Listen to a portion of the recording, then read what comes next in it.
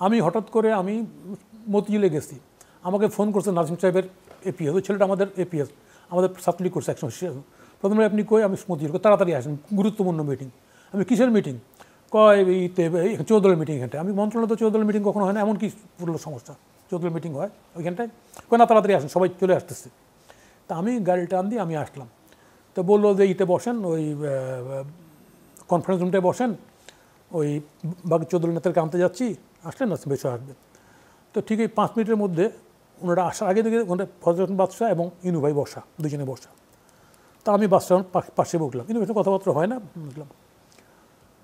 তো ঠিক এই 5 মিনিট মধ্যে নাসিম ভাই ওই খাওয়া, দুপুরে তো খাওয়া টাওয়া সবাই নেতা নিয়ে ঢুকলো আর কি।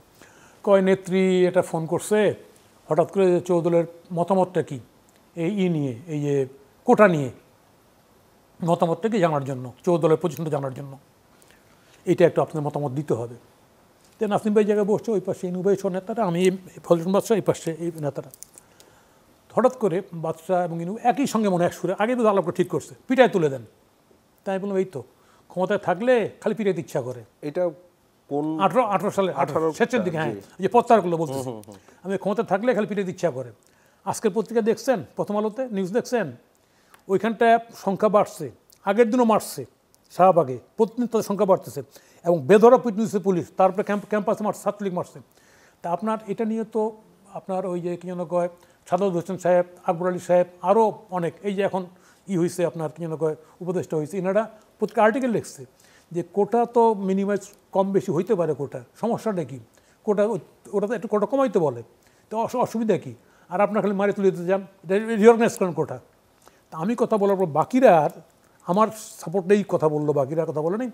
নাসিম সাহেব ওইখান থেকে ফোন করলো নেত্রীকে, যে চৌদলের মতামতটা তো এইটা কোটা, এইটা বিষয়, ওই যেটা শেখ হাসিনা বলছে, যেটা বিরক্তের কথা প্রত্যাহার করছে। খেয়াল করেন, কথা হচ্ছে যে ওইখানটায় কথা বললে, ইনু মেনন যদি কথা বলতো, হ্যাঁ, আমি নিশ্চিত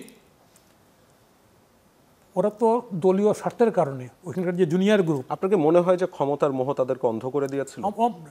ক্ষমতার মোহ তো আছেই, আরও আছে ব্যক্তিগত লাভালাভ। ক্ষমতার রাজনীতি তো হয়ে গেছে একটা নিজের সম্মান অর্জনের জন্য না, নিজের অর্থবৃত্ত অর্জনের একটা উপায় হয়ে গেছে রাজনীতিটা।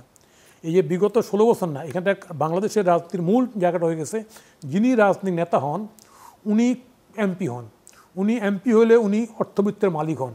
এবং এই যে ব্যবসায়ীরা আসা শুরু করলো, আপনার মনে আছে কি না, স্টার পার্টিকুলে হাসিম সাহেব এমপি যে হলেন, উনি সেই সময় পত্রিকার নিউজ এবং 7 কোটি টাকা দিয়ে উনি নমিনেশনটা কিনেছিলেন।